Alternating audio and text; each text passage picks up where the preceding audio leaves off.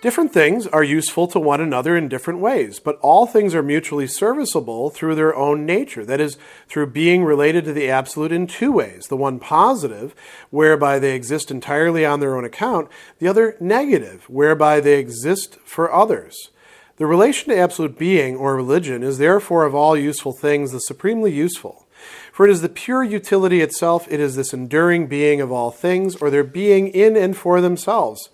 And it is their downfall or their being for another.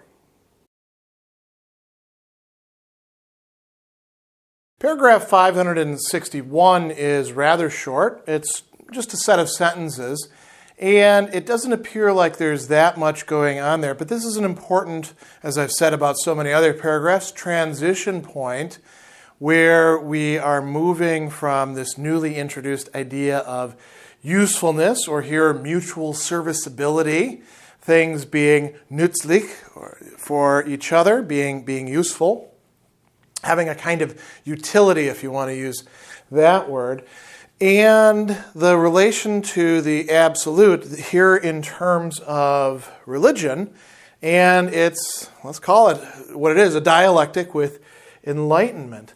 So Hegel tells us two main things here. He's further characterizing what it means for things to be useful for each other. And I think there's a bit of unpacking to do there. And then what is this particular absolute like? So he says, different things are useful to one another in different ways. Okay, that's almost a truism, right? Different things have different uses. But is there some sort of essence to serviceability, usefulness, mutual serviceable status, right? Is there some sort of thing that ties them together? Hegel says yes, but notice that this is not an analysis like that of, say, Aristotle. You know, what is the useful good, the bonum utile, the good that is not really good in itself, not intrinsically good, but a good that leads to other goods and is thereby called good almost derivatively in that respect. One that we can come to mistake for being genuinely good. Hegel doesn't go that way. What does Hegel say? Instead, he talks in these very metaphysical terms. He says, all things are mutually serviceable. That is, serviceable in relation to each other. So already we no longer have a kind of hierarchy of means toward certain ends, of useful goods, useful things for certain ends that are good in themselves, things that we desire for their own sake. It says they all are mutually useful. And he uses the word Dinge here. So it can be people, it can be products, it can be processes. This is just a generic term. He says that they're mutually serviceable in their nature, or here, Wesen, their essence, in what makes them what they are. So he says they're mutually serviceable through being related to the absolute in two ways. How are they related to the absolute? So what he sketches out here is two ways in which they don't seem to be related to the absolute, right? He talks about them existing on their own account, which means that they've got their own being apart from the absolute.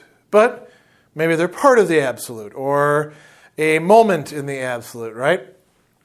They have this an und für sich selbst sein. So it's not just an und für sich sein, right? An und für sich selbst, and there's actually a zu in there, sein, to exist for itself, to be for itself, and then that selbst intensifies it. This is like truly having your own being, almost like being absolute with a small case a. So everything's got that, and then everything also exists not just for another, right? But for others. Existing for others, an entire range. No longer just this other, but any other in general. Für andere sein. How is this being related to the absolute?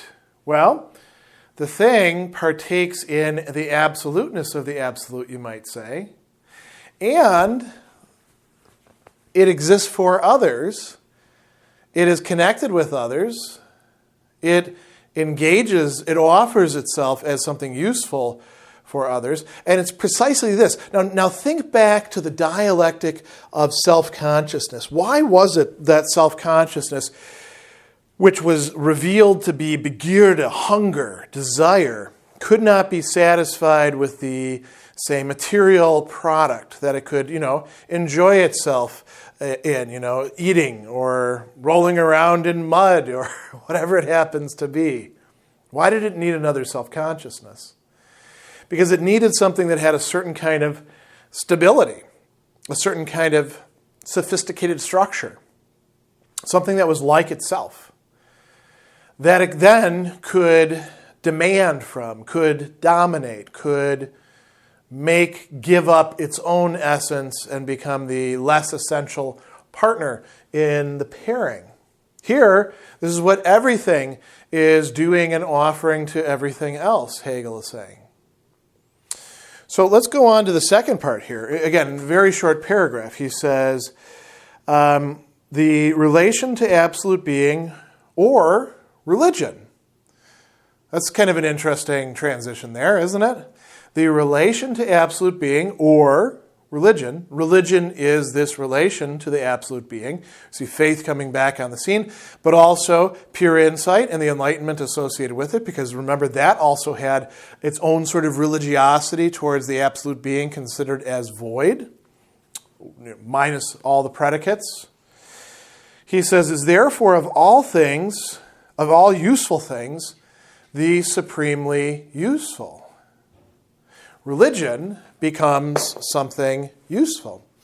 And, hasn't that been the case for a very long time? Put aside conspiracy theories that find the origin of religion just in social control, and let's just assume for a minute that religion is really a stretching out, as Hegel thinks it is, towards something that is absolute, something that is divine. It might not be something that is exactly as we conceive of it, and it definitely is not going to be, the picture of, God in the sky with an, long beard or stuff like that.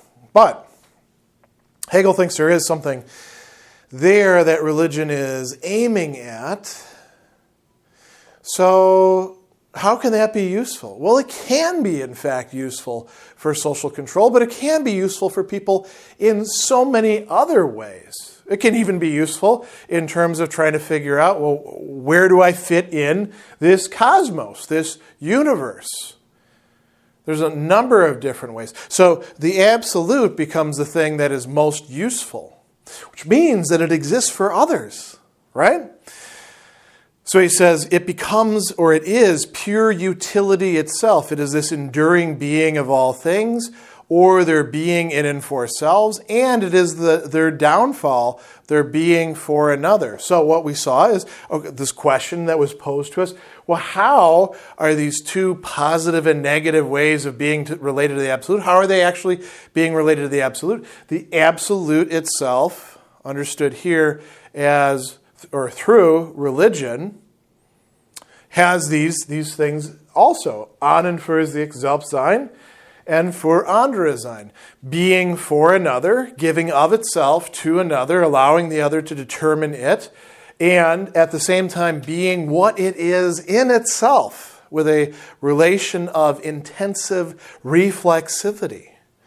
So this is an important transition point, as I pointed out. Where is this going to lead? Well, we'll see.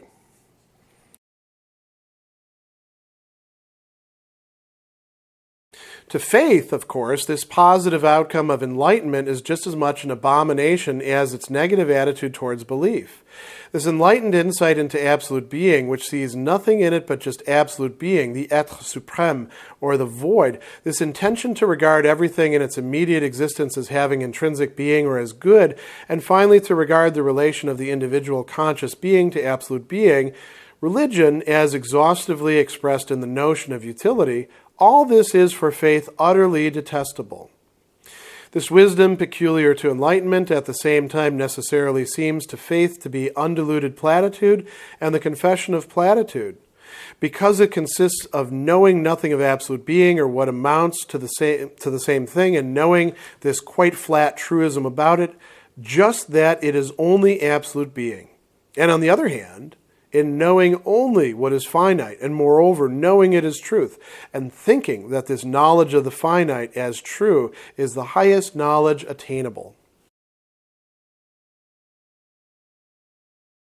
In paragraph 562, we see the mutual antagonism that has been developing this entire time between faith on the one hand and pure insight, or the Enlightenment on the other hand, continue to play itself out, but now in terms of this concept of usefulness, which gets rejected by faith as something that is characteristic, particularly characteristic of the pure insight that is driving the Enlightenment. So what do we have going on here? Hegel tells us if we take the side or take the viewpoint of faith, this positive outcome of enlightenment, this positive outcome meaning a realization about the nature of the supreme being, the absolute being, which we saw earlier is a being that can only be conceived of in some sense as a void, as a, being lacking predicates, and yet at the same time as something supremely good, because it is in the last paragraph, the most useful thing, right? Faith looks at this perspective as well as the, sensualism, we could say, of the Enlightenment, the focus on the here and now, as well as on what we can call goods of sense, and the connection between these, as what Hegel here is calling a kind of abomination. Faith is not happy about this. So he says, this positive outcome is as much an abomination as its negative attitude towards belief. So it's not just the negative position on belief saying, listen, you might be doing something kind of like science or kind of like philosophy, but you're not doing it very well because you're doing this picture thinking thing. Thanks for taking the ball this far. I'll take it at this point and move it forward. Or if you like other sports metaphors, time for you to pass the baton on and let the rest of us run with it. That's one aspect, but this worldview that the Enlightenment is putting forth, this explanation of where the human being fits within the cosmos, that is equally as offensive to faith. And you might say, well, why? Why is that so offensive to faith? Well, in part because what it's ruling out is any sort of, you might say, imaginable, intelligible relation of the human being to a rich divine, not just a being lacking predicates. I mean, this is the sort of thing where you could say, who would be a great example of what's counting as enlightenment here? Descartes. If you think about Descartes' God, what do you actually know about God, the absolute being, and the rest of the things in the world, looking at Descartes' work? Okay, we've got two kinds of substances, actually three, because God is another kind of substance. Extension, known through our senses, also cognized through the mind, and the pure thought. And what does God do? God is a being that has all perfections, but does Descartes really discuss these perfections very much? what are the ones that he needs? Well, he needs goodness to get things off the ground. And isn't it useful that God can give us a world that then we can say, okay, thanks God, see you later. Let's focus on the world that we can understand through science, so to improve it through the 3 M's, mechanics, morals, and medicine, coming from the tree trunk of physics, coming from the roots of metaphysics. Right? We could pick other thinkers as well, but I like Descartes in part because Pascal had that great line about him. Descartes needed God as just a fillip to get everything going, and then once that was done, he didn't really have much use for him at that point. So, the perspective of faith, he says, this enlightened insight into absolute being, which sees nothing in it but just absolute being, the être suprême in French, right? Why is Hegel using the être suprême? Because a lot of the thinking about this is going on in French. In some respects, at the time that he is writing this, the French are, further along this line in the, free thinking and atheism and enlightenment than the Germans are. Matter of fact, to some degree, the English and the Scots are as well, right? So the être suprême, or the void, he says. So enlightenment, he says, has an intention to regard everything in its immediate existence as having intrinsic being or as good. And what does that mean?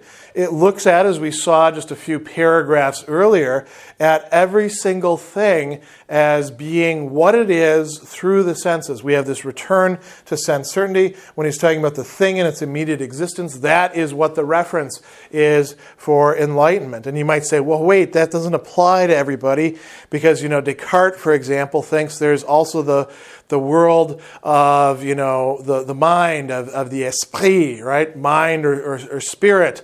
And that's not the same thing as sense. Descartes really stresses the difference between the senses and the imagination and the intellect. But Descartes also says, you can maybe use your intellect, unaided without connecting it to imagination, maybe an hour a year, maybe more if you're particularly clear-headed and lucky. So much of what's going on, even with somebody, who is a dualist like Descartes, is a focus on the immediate, on the world of sense and what it can provide us, the things within it that are useful.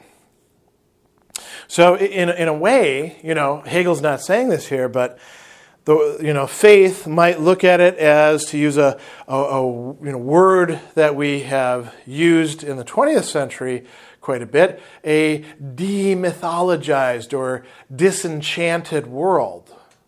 A world that lacks some of the richness of meaning that was there in the picture thinking, the representation, the Vorstellung that was characteristic of faith.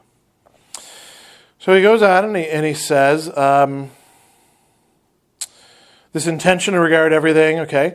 Finally, to regard the relation of the individual conscious being to absolute being, religion, as exhaustively expressed in the notion of utility. So we should talk a little bit more about that. I brought that up in the previous paragraph. How is religion for the Enlightenment encompassed in the notion of utility? I brought up how religion might serve certain purposes without meaning to, or at least without at first intending to, but then perhaps the religious people realize that. Like, for example, social control, or providing a common context of meaning and certainty for people, or providing some sort of meaningful understanding of one's life and the suffering within it for an individual, or giving somebody a set of ethical principles and guidelines and rules to help keep them in line and help them develop. Okay, so that would be understanding religion in the terms of, well, that winds up being what its function is, even if religion doesn't understand itself that way. What happens in the Enlightenment is they don't completely get rid of religion. I mean, there are some Enlightenment philosophers who are like, religion, all problematic, get rid of all of it. But you notice that even like in the French Revolution, there is a new religion, a religion of the être suprême, which resembles what Hegel's talking about here. Great example of this, by the way, would be somebody who's not French but English. Well, actually, English and then American. He loses his American citizenship. Thomas Paine. If you've never read The Age of Reason, it's an interesting book. Paine was a deist. That's an Enlightenment viewpoint that holds that, very much to this sort of idea. God is something that, we can't really know that much about except by using reason, and much of that is sort of stripping away all the nonsense that the religious people have put onto it. And much of the book, The Age of Reason, is devoted to showing how Scripture is unreliable. It's essentially repeating the same sort of arguments that Spinoza was giving in the Tractatus Theologico-Politicus, and that Thomas Hobbes also, and David Hume a little bit later are giving about these sorts of things about reliability. But what's really interesting about it, Paine writes this book because he doesn't want the French in the French Revolution to become atheists. Because if they do, then everything will be lost. The revolution will not really make sense. Everything that they gain will fall into ruins and anarchy, and it will be human against human, and everything that was bad before will just show up with more ferocity. So what is going to prevent that? Get away from that crazy Catholic religion, and the French masses should convert to deism.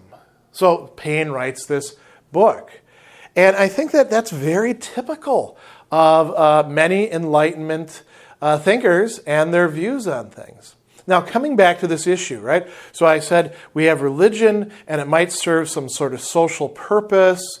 With the Enlightenment, there is this conception that maybe religion could serve those purposes much better if it wasn't reformed the way the Protestants did it, but reformed in a much more radical way. I mean, if you've read some of the Protestant reformers and you're saying something like, in a more radical way, what's that? Well, it would rely on pure reason. And so we see some really interesting projects, don't we? Like, for example, Kant's Religion Within the Limits of Pure Reason, right? Which essentially is a book less of religion and more of ethics. Paine's Age of Reason, as I pointed out. Locke's Reasonableness of Christianity. All these attempts to say, let's take Christian religion and we'll de-Christianize it, except for the parts that we like. Another example, that would be Jefferson and the Bible that he creates by, I think it might have just been the gospel, by cutting out all the parts where any sort of miracle takes place, so you're left with just the ethical content. Religion should be turned in this point of view, religion, the relation to the absolute being, into something essentially useful. Not just that happens to be useful. Do you see the difference there?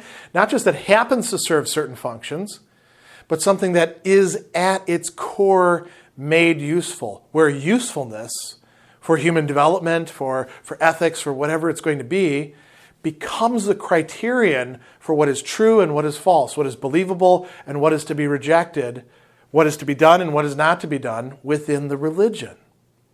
This is a very radical way of understanding things. So faith doesn't really like this, right? And so Hegel goes on and he says, all of this is for faith utterly detestable. What's utterly detestable? The attacks on faith, the view of the absolute being as having no predicates, as being just this pure being, the sensualism that's expressed over here, and then understanding things in terms of utility. So there's sort of a fourfold thing that is ticking off the religious people, and understandably so. So he says, this wisdom peculiar to enlightenment from the perspective of faith, he says, it necessarily seems to be undiluted platitude. What is platitude? That's when people are saying things, sort of, this is really quite interesting, because what is one of the big critiques that we have of religious people? You just utter platitudes, Great example of this today is, we have these terrible atrocities that take place, school shootings, hospital shootings, we have other things that happen as well with natural disasters, and then people post, our thoughts and prayers are with them. And a lot of people are like, I don't want your damn thoughts and prayers. That doesn't help me at all. That's just a platitude. You're not going to actually do anything in the world. You're just going to mumble to yourself and make yourself feel good by talking about, thoughts and prayers. Okay, so that's something that can be said against people of faith, right? Here we have that being said about the Enlightenment from the perspective of the people of faith, saying, you guys are just talking a good game, but you're not really going to follow through on this. You're not that interested in, improving the lot of the peasant or helping them deal with the fact that, their kids are dying. You're content to give them some stuff about how everything is useful and things are arranged the best, and progress is going to make this sort of thing go away eventually. How the hell does that help any of them in the circumstances that they're in? This is only one example of what it is that somebody motivated by faith might actually say. So these are platitudes for faith. And he says, and the Confession of Platitude. What does the Confession of Platitude mean? Saying that this is all we've got. This is all that we have. And in a certain sense, they're right. The Enlightenment has always been something, in development. It's always been something that doesn't really exist, but is being proposed as a new blueprint, a new plan. It did exist in certain ways, we can say, right? So he goes on and he says, it consists in knowing nothing of absolute being, or what amounts to the same thing, in knowing there's quite flat truism about it, just that it is only absolute being. What does it focus on? What does it spend its time with if it doesn't worry about the absolute being? Because the absolute being will sort itself out, and the absolute being created this world for us to work our stuff out in and make progress. And God doesn't need any prayers. God just needs us to follow the moral law and do some science and make things better for his or its or her creatures. Well, then we focus on the world. We focus on the human beings, and we focus on all the other things. We focus on the natural world that we understand through the senses and through science and natural philosophy. So he says, on the other hand, in knowing only what is finite, and moreover, here's where it gets really interesting, knowing it as truth, and thinking that this knowledge of the finite as true is the highest knowledge attainable. If that's the case, then faith, at best, was just sort of doing primitive science, but getting it wrong, or primitive social science, or whatever you want to say. But as the world improves, as our science improves, as our attention to the human being and to all the other finite things of the world gets more and more systematized and tested, well, we get rid of this stuff. This is just old residue that we don't need around anymore. It's just taking up not empty space, but space that could be empty to put something good there. So, get rid of the churches, or turn them into workhouses, or laboratories, or whatever you like. Faith, understandably, sees something that it doesn't like there, and it is criticizing the Enlightenment perspective in this way.